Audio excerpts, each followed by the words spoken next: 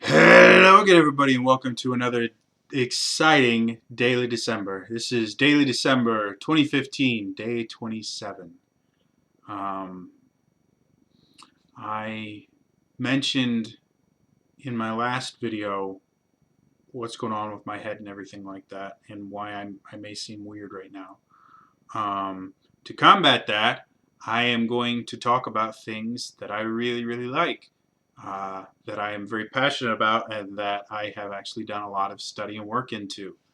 Um, Hopefully that will help. Um, so what I'm going to talk to you guys about today is the 7 traditional lightsaber forms. That's right, this is going to be massively nerdy. Um, I've mentioned in previous, like if you guys watched my Star Wars review, the spoiler one, I talk about how much I've studied swordplay in general. Lightsaber combat has always interested me. Bob Anderson did amazing work in all of the movies that he helped choreograph. As the expanded universe grew and as the prequel trilogy grew, um, they started talking about how in traditional lightsaber combat there were actually 7 different forms that a Jedi could learn um, as it relates to lightsaber combat. 7 different ways to do it.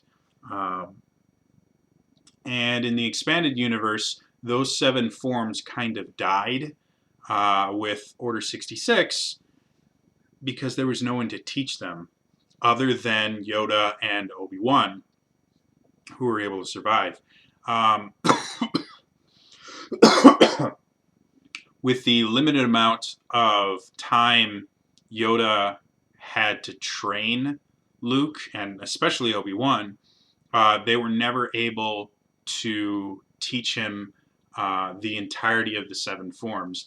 They basically just taught him the basics of lightsaber combat, and he filled in the rest himself. So those forms were lost for years and years and years until eventually, I can't remember if it was Luke or another Jedi he eventually trains, finds a holocron that actually has Sindralig, I think, on it, teaching the 7 lightsaber forms. And then, you know, they're reintroduced and all the Jedi learn them because they're very well designed. So these are the 7 different forms of lightsaber combat. Form 1 is called Shicho, also called the Way of the Sarlacc. Shicho is Lightsaber Combat 101. It is the most basic form. It is the one that younglings learn. Every Jedi that uses a lightsaber has learned Shicho. And it's I've seen it described a couple different ways, but one of the easiest ways to tell it is basically about opposites. If somebody strikes you with a vertical attack from above, you block with a horizontal block. If somebody attacks with a horizontal attack from the side, you block with a vertical block. And the purpose of Shicho was it generally used wide sweeping motions, and the attempt was to disarm your opponent as quickly as possible without permanently damaging or killing them. Again, when you look at traditional martial arts, the first thing in most masters will teach you when you start learning a martial art is blocks and defense. Um, Simply because those generally are going to be the most useful things that you learn in the martial art. Yes, being able to punch and kick, very, very useful, but the ability to keep yourself from getting killed is the most useful aspect of martial arts and self-defense in general. And so that kind of fits into the idea of Shicho, is it's kind of a defensive form. It's not designed to be aggressive or anything like that. And like I said, it's really easy to tell when someone's using it because it's opposites and it's very rigid. And big, like, sweeping swings. Um, uh, Technically, what Luke Skywalker learned from Yoda was Shicho, because that's intro to lightsaber combat. So he did learn Shicho. The second form is called Makashi. It's also called the Way of the, and I've never been able to pronounce this, but it's Ysalamiri. I think it's Ysalamiri. They're little creatures that negate the Force. Anyway, Makashi is specifically designed to be used against other lightsaber wielders. It's fencing is what it is. Makashi was based on fencing. You use a one-handed grip. You instead of like most lightsaber combat where you're facing your opponent, you actually have a side view to your opponent. Where I'm right-handed, so it would actually be this way, where you actually fight in this direction, giving them a slightly smaller target to deal with, and it's very much about finesse. Count Dooku used Makashi. Curved-handled lightsabers are actually based on what's called a pistol grip rapier. They found in sport fencing, I think is in like the early 1900s or 1920s.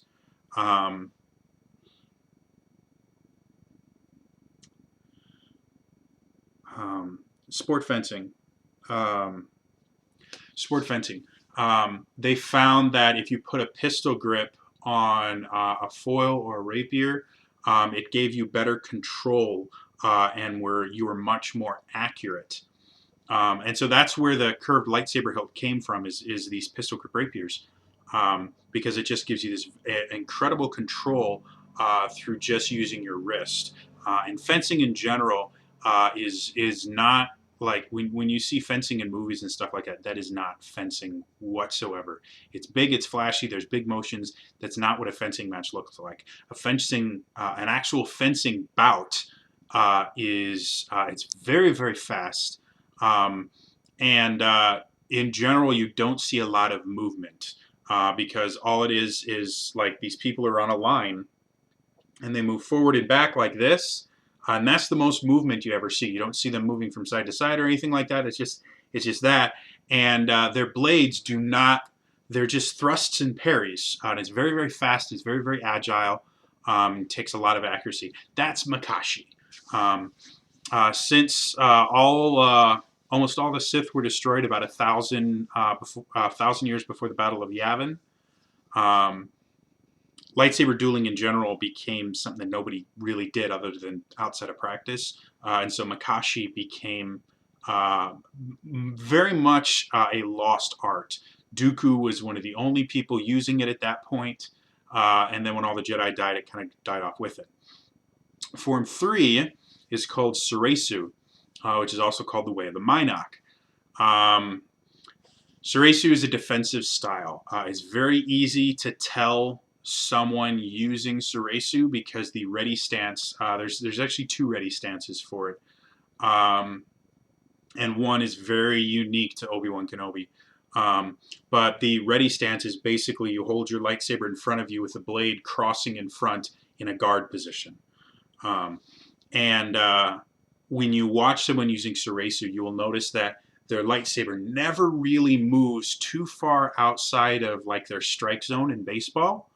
It's done very, very close. It's a very defensive style. A true master of Suresu,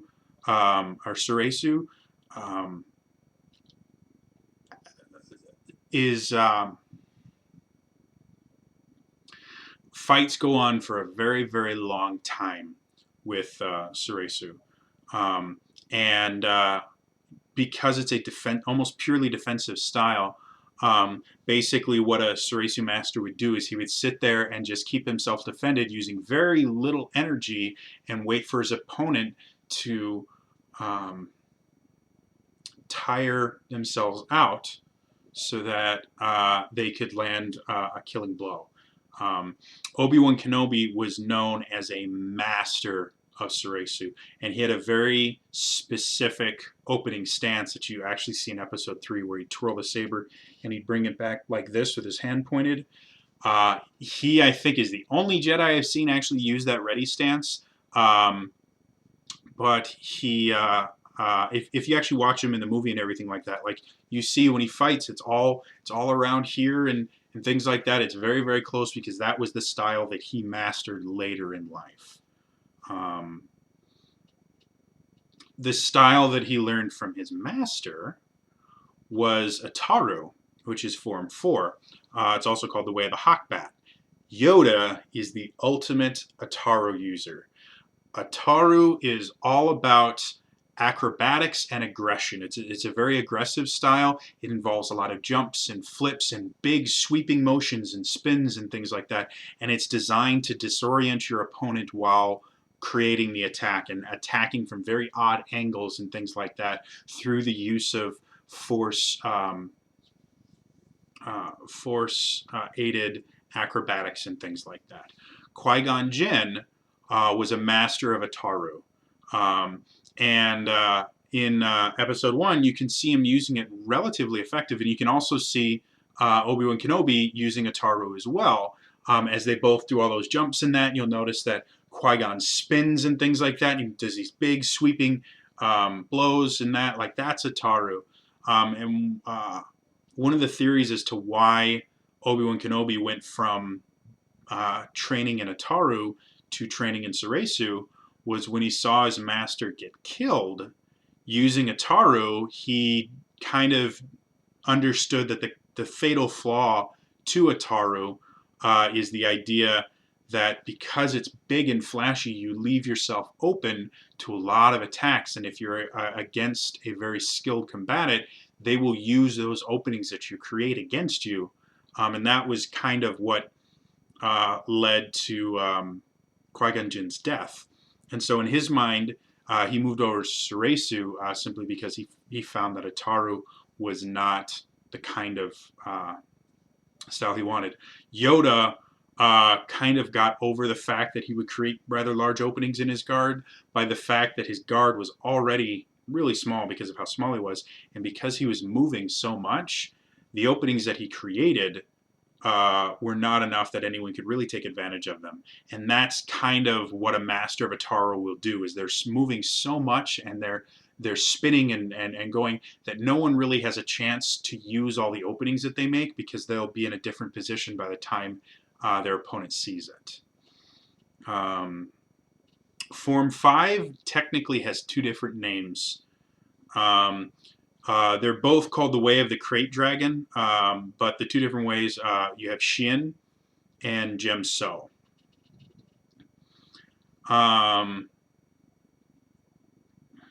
Xian was specifically designed to deal with people firing blaster bolts at you. Xian is basically the act of deflecting blaster bolts back at your opponents, basically using their weapons against them. You see just about every Jedi in Star Wars that fights against a blaster wielding opponent uses Xian, at least a little bit. Anakin Skywalker was a relative master of it. He was very, very good at it. Luke Skywalker technically used Xian, though it may not have been pure Xian, seeing as, again, he didn't have time. But basically, he has his own version of it on a fairly regular basis. The second version, Gemso, is basically, it applies the same idea of using your opponent's weapons against them, but it reflects it back into lightsaber combat. So every block you make is designed that it turns into a counterattack. And it's a very aggressive offensive style, specifically designed to turn your opponent's strengths and weapons against them. It actually has a lot in common with judo and aikido, which are grappling martial arts, where the entire idea is not so much to use your own strength and abilities against your opponent, but to allow your opponent's strengths to be kind of turned back against them through redirection of momentum. So, yeah. Form 6 was called Naan, also called the way of the Rancor. Um,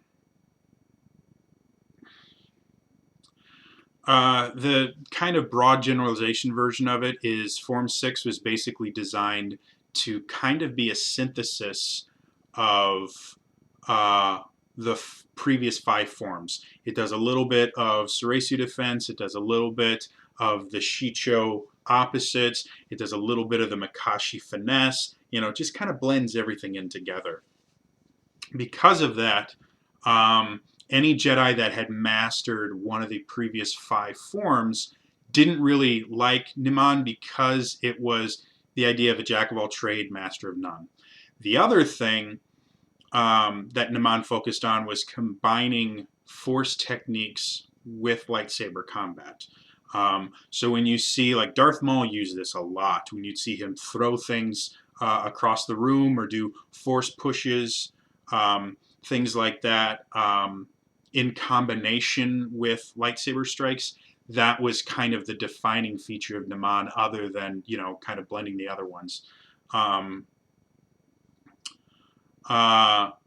The other thing that Naan is very well known for is the idea that because of the kind of jack of all trade nature of it and the fact that it uses force techniques in conjunction with it, anyone using either dual lightsabers or a double-bladed lightsaber would use Naan because it gave them the ability to blend enough different things so that they could use those very effectively. So like I said, Darth Maul used Naan. Anyone that used dual blades or a saber staff was using Naan because those techniques didn't fit into any of the other styles.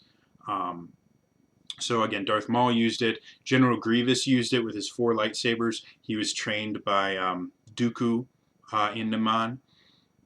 So yeah, anyone using dual blade, a saber staff or dual lightsabers is using Naan. And the final one is another one that actually has 2 kind of versions of it. Form 7 is called the Way of the Vorn. And the 2 different versions of it are giulio and vapad. And in general, it's the most difficult of the lightsaber styles, specifically because Form 7, the whole idea of being a Jedi in general was the idea of letting your emotions go and being very centered. All the other lightsaber styles focus on taking emotion out of the equation and focusing purely on kind of the art of swordplay. Giulio basically used the emotions that most Jedi had been denying to fuel their attacks. So you would use some of your anger, some of your passion, and things like that into your attacks to make them stronger. You would use your panic at being in a difficult situation to raise your awareness. One of the unfortunate side effects of panic, technically it's fortunate, as it raises your awareness of everything. When you get into fight or flight, you're very aware of everything around you, and it's done that way on purpose. So that was the idea behind Giulio, is using those emotions to make yourself more powerful. Because of that, it was very common for Sith to use it. Not very common for Jedi. Basically, you had to be an incredibly powerful Jedi for your master to even consider teaching you Giulio, because it was a path straight to the dark side if you did it wrong. Now, before the Clone Wars, Mace Windu developed a version of Giulio called Vapad. Where what it was instead of using your own emotions to fuel it, you would actually turn your opponent's negative emotions back at them. Because of Mace Windu's just ultimate mastery over lightsaber combat in general, he learned and mastered all 7 forms of lightsaber combat, and he found, especially dealing with when you're not fighting another Jedi, or especially if you're fighting a Sith, the ability to use an opponent's emotions against them, you know, to use their anger to make them, you know, open up, um, you know, open up portions of their defense so he could strike them. That was the idea behind his Vipad. He was the only person that ever used Vipad, and he was deadly with it. It was one of the reasons why he was so powerful as a Jedi, and as a swordmaster. So yeah, Mace Windu used that. Giulio, pick a Sith, they used Giulio. They actually had, and I couldn't find a,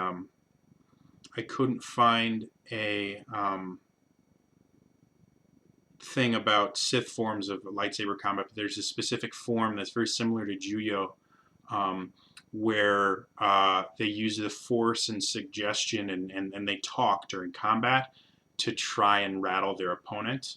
And Maul didn't use that, but Sidious used it, Vader used it, Kylo Ren technically used, no, he didn't, because he didn't really talk during.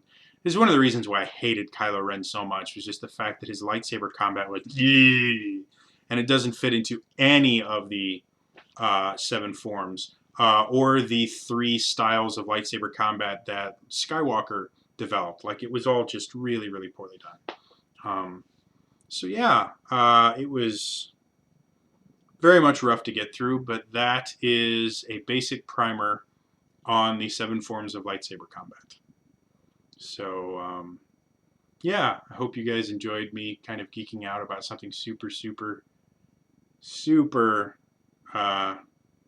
nerdy, but it's something that really fascinates me, especially with the connections to actual swordplay and martial arts. I find that fascinating. So anyway, that's all for this one, and I will see you guys in the next video. All right? Bye-bye!